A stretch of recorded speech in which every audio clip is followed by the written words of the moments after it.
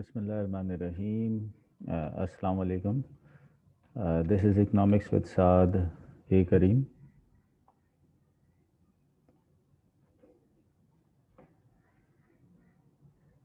Today we are doing a topic that is called Government Aims and Influence.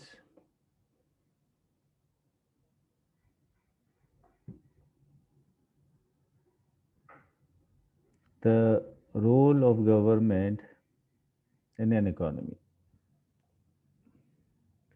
When we speak in terms of government role, so government play a really vital role, important role, because when we speak in terms of macroeconomy, so it is actually the government who is going to undertake the responsibility of the unemployment, who is going to take the responsibility of inflation, also taxes, whether they're supposed to increase or decrease, or the supply of currency and interest rate. So here we are starting a really important section of the economy. The role of government in an economy. The government plays a key role as a producer goods and services and as an employer.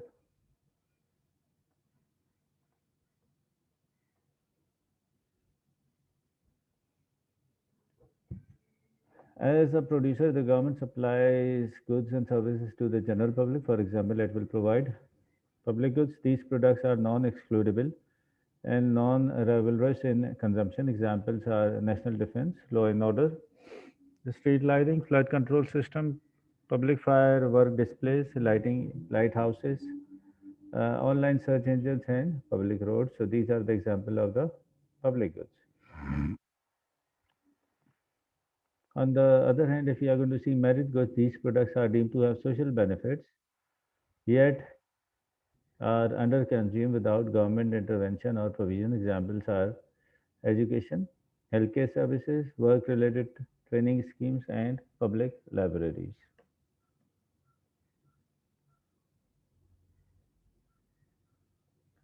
Public services in many countries, the government also directly provides other essential public services such as postal services, public transport systems, the emergency services, fire, police, and ambulance, and immigration systems. The emergency services, fire, police, and ambulance, and immigration services. In some countries, the government goes further to provide public utility service such as gas, electricity, and telecommunications, and sometimes the TV service as well, just like we have at PTV here. These services are not run in the same way as they would be if private sector firms were seeking to maximize profit. Furthermore, we have welfare services in the mixed economic systems. The government provides social and welfare services to people in need. These include transfer payments such as unemployment benefits and state pension scheme for the elderly. The New Zealand government, for example, spent about 12 billion each year on transfer payments. In order to provide these goods and services, the government must employ factors of production, including labor. Thus, the government can have a significant role as an employer, especially those governments that operate a mixed or a planned economic system. For example, in countries such as Australia, France, the USA, and UK, the government is a large employer of teachers, healthcare workers such as surgeons, doctors, and nurses, and urban planners. Government influence on private producers. Government influence private producers through the use of regulation, subsidies, and taxation policies.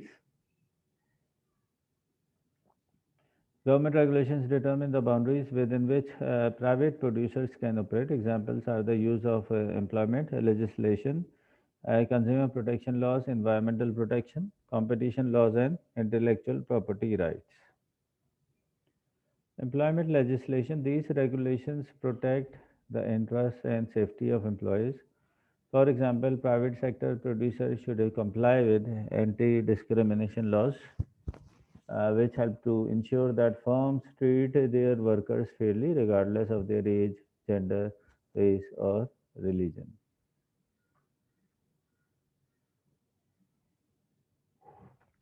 Consumer protection laws. These regulations require private sector firms to provide a truthful description of their goods and services,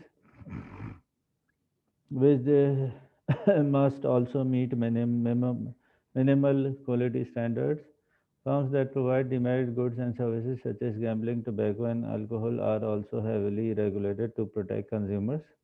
For example, cigarette advertising is banned in countries such as South Africa, Pakistan, and Australia. Tobacco advertising has been banned throughout Singapore since 1971. In most countries, cigarette packaging must also carry highly noticeable health risk warnings.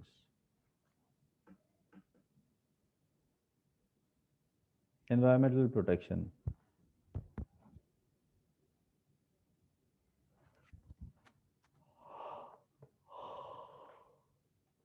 Laws exist to prevent or reduce the damage to the environment caused by private sector firms such as pollution and the depletion of scarce resources. For example, Japan's government has imposed several types of fishing bans to preserve the world's supply of fish and whales. Regulation of carbon emission also limit the potential damage to the environment caused by private producers. Here is the example. The European Parliament voted to back fishing policy reform in Feb 2013, banning the wasteful practice of throwing away healthy fish at sea. Hence, Green Party members hold up banners showing fish saying thank you. Competition law. Government regulation is used to prevent anti-competitive practice of private sector monopolists. This helps to protect consumers and smaller firms that are less competitive. For example, in most countries, it is illegal for firms to engage in price fixing to raise prices and thus charge consumers unjustifiably high prices. Intellectual property rights. To encourage innovation and to safeguard the interests of producers, the government can use copyright, trademarks, and patent laws to protect the intellectual property of firms. These give private sector firms legal protection against rival firms copying or imitating their products or inventions.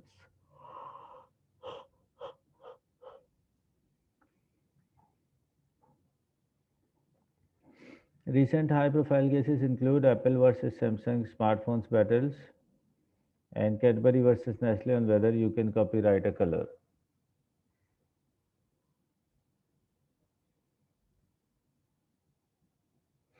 Subsidies. A subsidy is financial assistance provided by a government to reduce the cost of production for firms. Subsidies are used to encourage output and consumption of certain goods and services. Governments often provide subsidies for educational services, employment purposes, public transport, tourism, and agriculture output.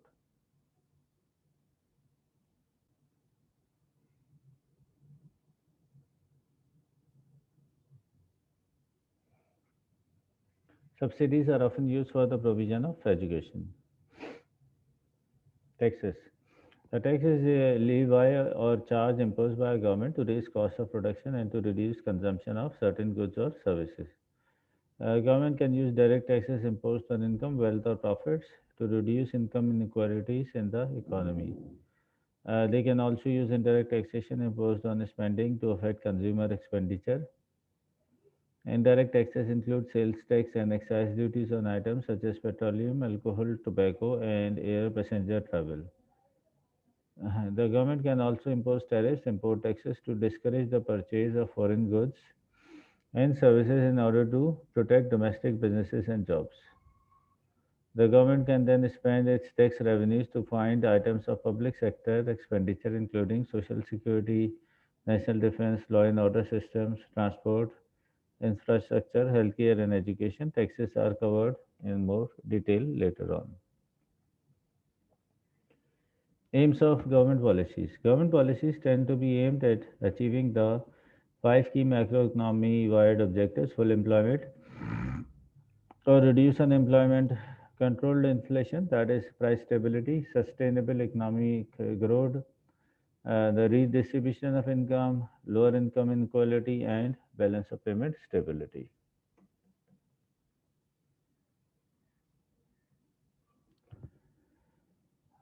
Unemployment refers to people who are out of work but who are of working age, are physically and mentally able to work, and are actively looking for work. Governments strive to reduce the unemployment rate, the proportion of a country's workforce who are unemployed. Price stability, that is to control inflation. Inflation refers to a persistent rise in the general level of prices in the economy. Low and sustainable rates of inflation are vital to achieving economic stability and social well-being. For example, inflation reduces the international competitiveness of a country as its prices will be relatively higher. This will lead to lower export sales, thus causing potential job losses. Inflation can be caused by excessive aggregate demand, total demand in the economy. This is known as demand pull inflation. By contrast, cost push inflation is caused by higher cost of production. All these five objectives are going to come later on as the whole chapters. Economic growth is the increase in a country's gross domestic product (GDP) over time. Achieving economic growth brings greater prosperity to an economy and therefore tends to raise the standard of living for most people. Economic growth can be achieved by increasing the quantity or quality of factors of production, such as through education and training. Discovering resources such as oil will increase the potential output of an economy,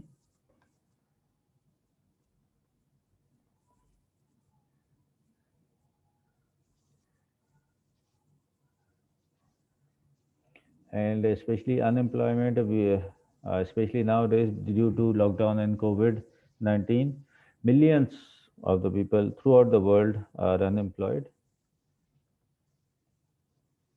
due to a recession, which means a slowdown in the economy. As an economy grows, the gap between top and bottom income earners tend to be widened. For example, huge bonuses are often awarded to executives in the finance industry.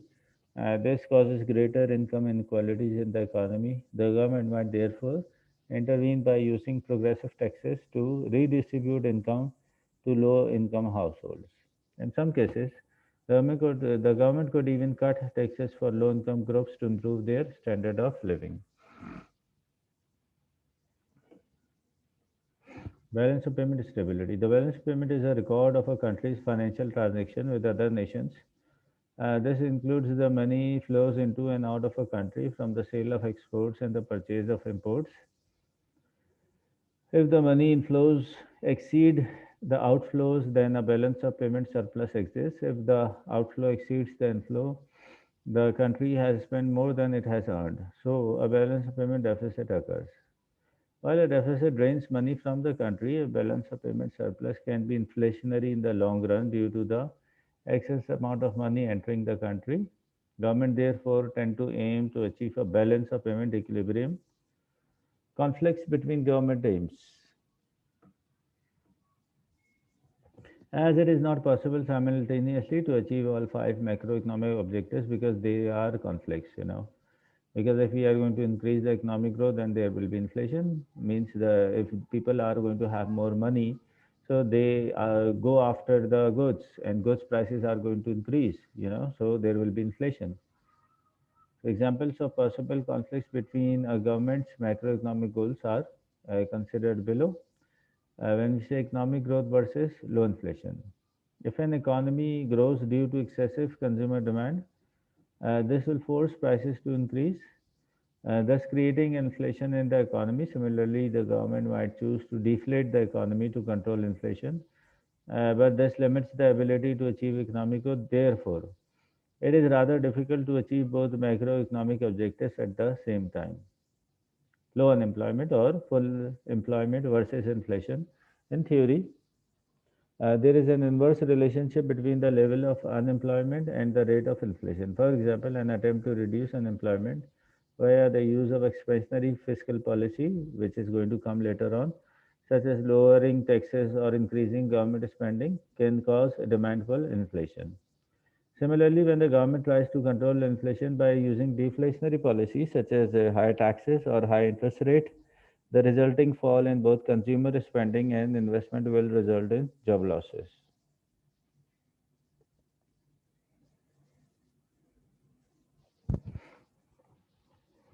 Economic growth versus a balance of payments equilibrium, consumer spending and business investments tend to be higher during an economic boom. However, if this is fueled by a significant rise in spending on imports relative to exports, this leads to a worsening trade deficit on the country's balance of payments.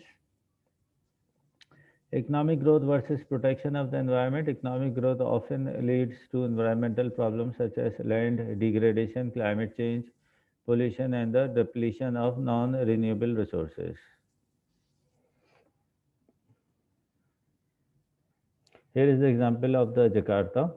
Indonesia's capital is renowned for having one of the more world's worst traffic problems, just like we are having in Karachi.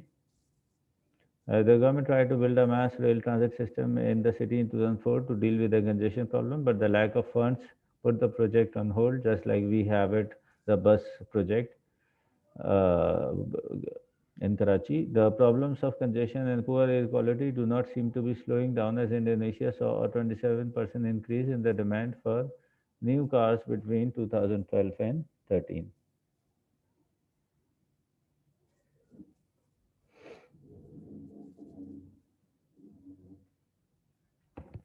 Economic growth versus the redistribution of income and wealth. As an economy grows, there tend to be a widening income and wealth gap between the rich and the poor.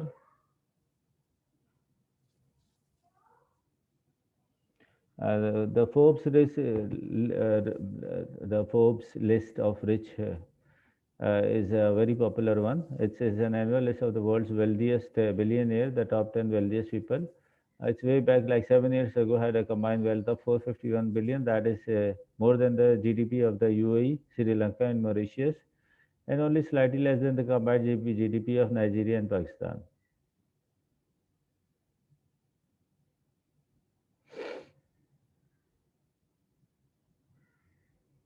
Mexican telecom tycoon Carlos Slim is the richest man in the world with a total wealth of 73 billion, but now it's not anymore because the figures have changed so far.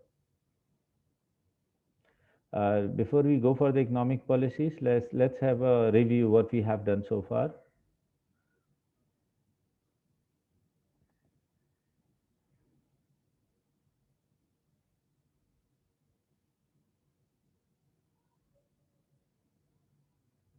Government aims and influences. Have a quick review. The role of government in an economy. Uh, it plays a key role as a producer of goods and services and an employer.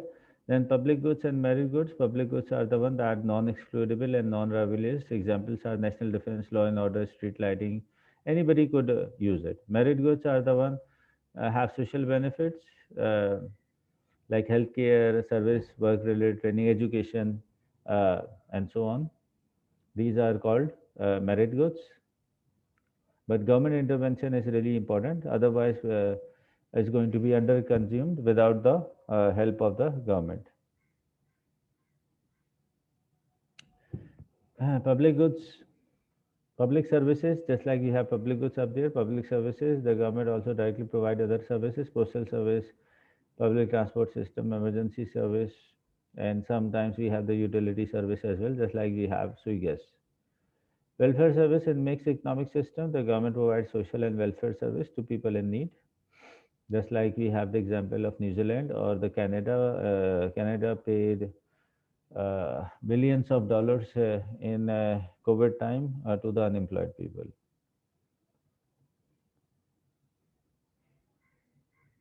Then we have government influence on private producers through the regulation, employment legislation, consumer protection laws, environmental protection, competition laws, intellectual property rights, subsidies, we taxes, aims of government policies, just like we discussed. It's going to be a next chapter, inshallah. We are going to start the aims of government policies. So, government objectives are full employment or reduce unemployment, control inflation or price stability, sustainable economic growth, the redistribution of income like lower income inequality, and balance of payment stability. Then we have full employment or low unemployment, that's and with the price stability, control of inflation, economic growth,